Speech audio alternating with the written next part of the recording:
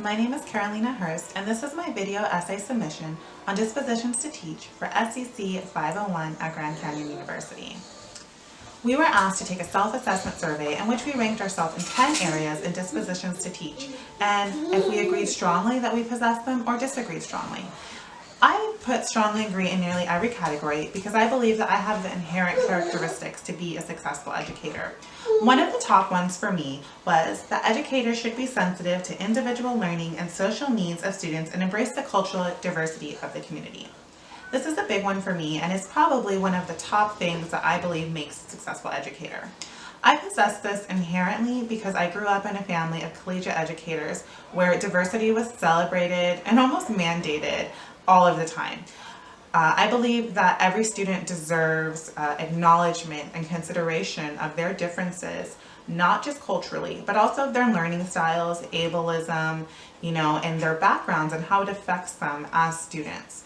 I believe the teacher should take the time to understand each and every student's background and where they're coming from. It makes for a much more comfortable and welcoming environment for the student. I really look forward to this when I become an English teacher. The second one was educators should demonstrate professional friendliness, warmth, and genuine caring in their relationships with others while providing intellectual, emotional, and spiritual support. This is huge and is very complex. It's almost like being a psychologist and a friend and so much more. This is huge. Teachers are so much more than just somebody standing at the front of the classroom giving a lecture to a group of students. Teachers can be the catalyst of healthy adult relationships in many students' lives. Outside of the parents, teachers are the most influential people in students' life. They spend the most time throughout, K through 12 with the students. One single teacher can really change the way a student views school, particularly at the secondary level. Starting 6th, 7th, and 8th grade, middle school, and then on to high school, 9 through 12, is when students' personalities and self-esteem is really cemented down in who they are. They're coming out of childhood and then they're on the brink of adulthood by the time they finish high school. And the relationships they form and how they view the professional adults in their life is tantamount to their goals and what they set. The teacher setting high expectations, which is another one, and it ties into this one. The teacher that sets high expectations for the student while also acknowledging and being warm and welcoming and being a pillar of understanding is essentially the greatest asset a student can have.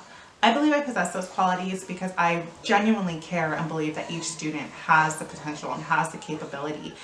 They just need somebody to believe in them. Some of them, they're good to go. They believe in it, they believe in themselves, their parents believe in them, they have all the resources. But for the students that don't, and even for the students that do, that extra little voice could be the difference between going after their dreams and not, or could be the difference of them pursuing a STEM career, whereas before they didn't think that they were capable of that. One of the ones that I wanted to touch on really quickly was the educators should model integrity by their words and actions, which tied into educators should exercise judgment and ethical behavior. Very quickly, I absolutely agree. Educators need to make great decisions in their personal lives because it can always come back. Anybody can find out that goes to school, and it sets a good example for the student. However, I do believe in this political climate, educators are bound or almost obliged to stand up for social justice, which sometimes doesn't necessarily coincide with school policy. So it's up to the educator to do that while being professional.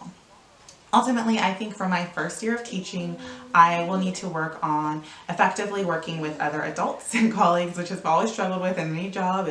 I love working with kids. I can do teenagers, I can do little kids. Other adults sometimes is my downfall, so fostering positive workplace relationships is going to be a big, not challenge, but it's an area that I need to work on, and I look forward to doing that. And so that is my video essay submission, and thank you for watching.